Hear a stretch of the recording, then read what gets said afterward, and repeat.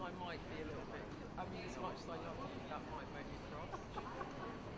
And it would hurt my heart to get cross. Ready? ¿Cómo? Ah, perfecto. Ah, yeah. When should I start doing it? What does that sound shape?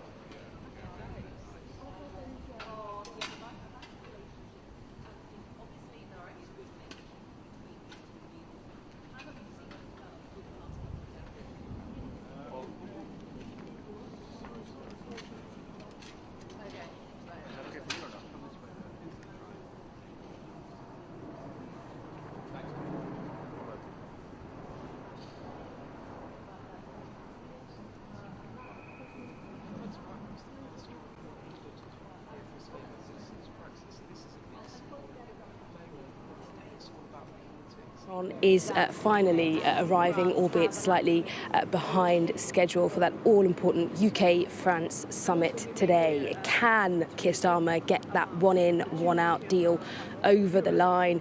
Can he show that reset in relations with the EU and France and Macron personally has paid off and can benefit what he says the British people and their desire to reduce small boats crossings? So much riding on this key day here in Downing Street. We're seeing the doors opening now, and hopefully we will see the French president emerge from one of these vehicles with looks like a pretty massive entourage.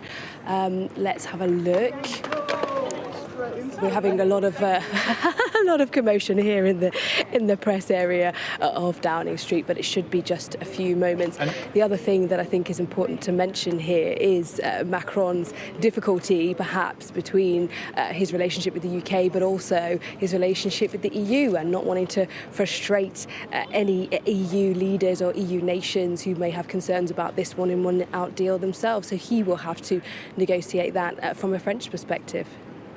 And Mari, I guess, are we expecting the Prime Minister, which is not always the case, but to come out into the street to greet him? Obviously, we can see President Macron now just walking up the street from his car on his own, this time without his wife. Yes, exactly. We are expecting the Prime Minister to come out and greet Emmanuel Macron. Monsieur le Président, est-ce que vous pouvez arrêter le bateau dans la Manche? That's just French for, can you stop the boats? Here we are. We have Keir Starmer coming out. A big hug there. Beaming and it's an smiles. embrace, Mari, of warmth that we have not seen between a British Prime Minister and President Macron for many years. Totally. It's a world away from the perhaps animosity and difficulty between the French and the British governments in previous years under the Conservative Party. Keir Starmer really wants to make that a feature of his leadership. The question will be, is it enough? Is it enough to get that deal, to get the deal he really wants? While you've got Nigel Farage on a boat in the Channel filming migrants crossing from France as we speak. I mean, the timing of obviously that stunt quite uncomfortable for the Prime Minister.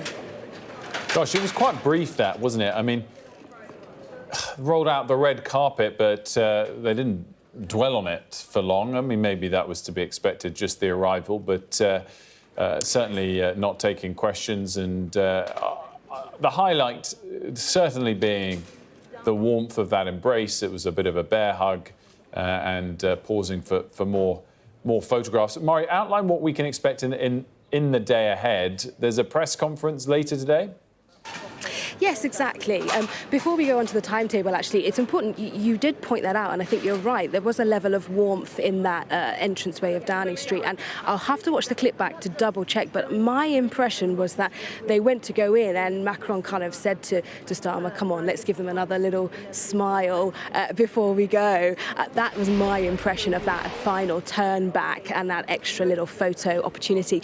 But in terms of the timetable for today, as you say, Wilfred, it's really going to be this tete-a-tete that they are doing right now in Downing Street. Then there will be we'll be hearing from both leaders, and they'll have a family photo in the gardens here in Downing Street. Then there'll be a press conference later this afternoon, a joint press conference. It was a correct assessment there, Mari, in terms of Macron wanting that final photograph, of course, as he stepped into his host's abode, but making that minor calling final shot. Beth's there as well for us. Beth, what did you make about that embrace, that warmth? Well, I made of it, Wilf, what I've made of it in recent months when I've seen these two gentlemen, these two leaders at various summits around the world together, the coalition of the willing, the big moves that they have made together to try and prop up Ukraine, to try and lead the European response. I think it is fair to say that President Macron and Prime Minister Starmer genuinely seem to have built a strong and warm relationship, and I think that the two gentlemen have been pushed closer by the behaviour of President Trump, being cool at times on Ukraine, being more sympathetic at times to Putin and Russia, being ambivalent at times on what military support to provide for Ukraine, and in a way has pushed European leaders together, and President Macron and Prime Minister Starmer clearly have quite a strong relationship, and I think that there are a couple of things that we're going to watch for today. And just sorry, on the warmth there, you saw it. I mean, there's the embrace. He asked him to come back out. It's a thumbs up from Macron. And look, there's a couple of things that we're going to see today. I think we're going to hear more about security and defence. Both these leaders have sought to lead the European response, be that around NATO and increasing spending, or again, as I was saying, the coalition of the willing to try and put more resource and support into Ukraine. And I think we'll hear a lot about that. President Macron made that a centrepiece, if you like, the alliance between the UK and France when it comes to European security. He made that a centrepiece in his Royal Gallery speech, his state address to Parliament, which I attended the other day. And then for the Prime Minister, of course, small boats. He really does need something today. As I said, I think we could get an announcement of some sort of trial of a one-in, one-out scheme whereby someone that arrives here illegally on a boat will be sent back to France, and in return the UK will take an asylum seeker based in France that has a legitimate claim to come here because they might have a family connection. So the government want to set this trial up. It would be a pilot scheme if they can get it across the line to announce it, and they hope that it wouldn't be very many people at first. I think maybe 50 a week, 800 for the rest of the year. But what they would hope is if they can scale that up, it acts as a genuine deterrent, because what the Prime Minister's been talking about is smashing the gangs and disrupting the networks. But what about a deterrent? And the Conservative government tried to put in the Rwanda scheme. The Prime Minister said that won't work, and he scrapped that. And so he's trying to look for a deterrent. One of the blocks to this has been other European countries, other European Union countries on the frontier of migration themselves with their own crisis. I had a look this morning, and if you look across Germany, Spain, France, migration, immigration is also a top 3 issue and concern for voters all across those countries as well. And some of them have been reluctant because they don't want a bilateral deal between France and the UK that could affect them without being around the table. But it looks like they might be able, at least be able to get a trial across the line, and the Prime Minister will no doubt hail that as a win. The bigger problem is that despite the efforts he's made so far, setting up a border force, trying to improve stopping the stopping tactics of the French across the Channel, the numbers are still going up, and small boat crossings have hit a high of 30,000 this year, over 40,000 crossings since Keir Starmer took office. So he really does need to show progress on this. It is something that bedeviled the Conservative government, and it's really beginning to hurt his government too. And obviously, as you said, the proof will be in the pudding for big announcements like that. I guess the proof will also be in the pudding on exactly how consequential various trade deals this government has announced will be. But it does just remind me, Beth, because the President of the United States was tweeting again overnight about whether he will or won't strike a trade deal with the EU. It suggested it could be coming in the coming days. By the way, I'm just pivoting, Beth, because we've got a family photo that's taking place. It involves leading members of the cabinet and President Macron. Right in the middle there is, of course, Keir Starmer and Rachel Reeves flanking President Macron. We've got Ed Miliband there in the back, John Healey in the back, and I guess their respective counterparts from the French cabinet is my guess there. But I'm trying to work out, Beth, who's here from the UK side. Obviously, Reeves, Miliband, Cooper, Starmer. Yeah. And that's it. Not quite sure who the others are. Healy's in the back. Did I mention Healey? But not seeing David Lammy there, which is perhaps interesting. But that makes sense, doesn't it? Because if you look across that family photo, you've got all the elements of what Macron himself was talking about in the Royal Gallery at that state address to Parliament, that he wants to prioritise in his relationship with the UK. The economy and trade, climate change, security and defence. And, yeah, it is a bit odd that the Foreign Secretary isn't there. I don't know why. It might be that he's travelling somewhere else. But also, really, this is a presidential relationship between a president and a prime minister. And you would expect, really, that the chief diplomat in that moment is actually Keir Starmer, not his Foreign Secretary. But I think, look, the symbolism of all of this is remember what things were like between France and the UK under the previous Prime Ministers, not Rishi Sunak, actually, who tried to rebuild relations, but remember Liz Truss saying she wasn't sure whether the French were friend or foe. Boris Johnson coming to quite public blows. I remember it well at the G7 in Cornwall that he was hosting over difficulties about trade between the EU and the UK after Brexit, and really falling out quite publicly with President Macron. And this really has been an attempt by this government to turn the page on that. They've signed a deal with the European Union. They are doing all of this bilateral work with France. And I think the question for me really is that for all the symbolism of it, the Prime Minister really needs some concrete wins.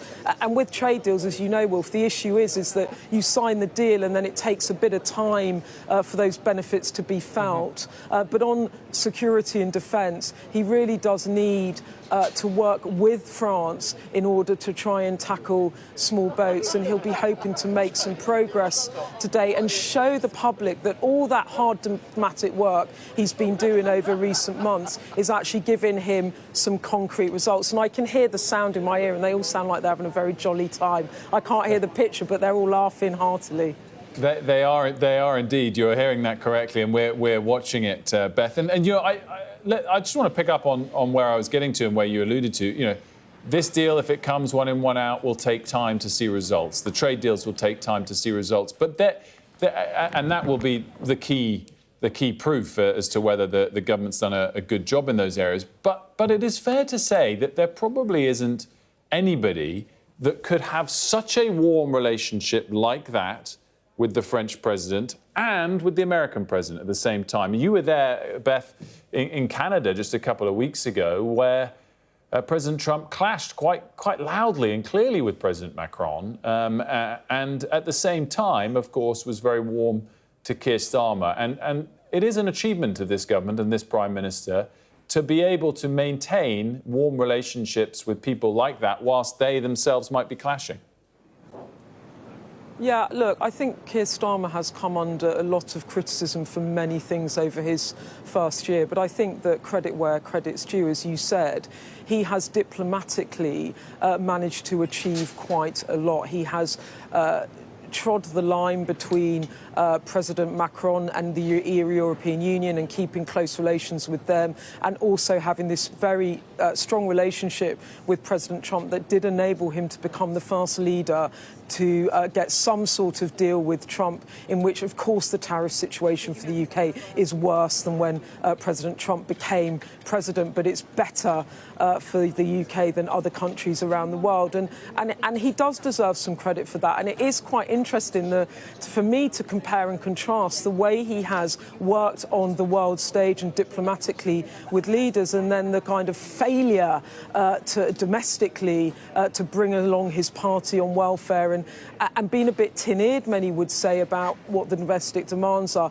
And there's some people that are saying, look, like, you know, beef up your foreign operation and actually, you know, do a bit less on the world stage and really now focus on your domestic agenda, because actually the government is a fifth of its way through this term. Their polling ratings are terrible. They've got this problem over welfare. The budget is looking brutal, to be frank. There is a huge black hole. We're going to have endless talks about tax rises. And it might be that the Prime Minister really does need to focus on the domestic agenda. But I do think it's fair that he should get some credit for being able to dance what is quite a difficult diplomatic dance on the world stage. And you've seen other leaders fall foul of Donald Trump. I think Keir Starmer's strategy is just to say nothing.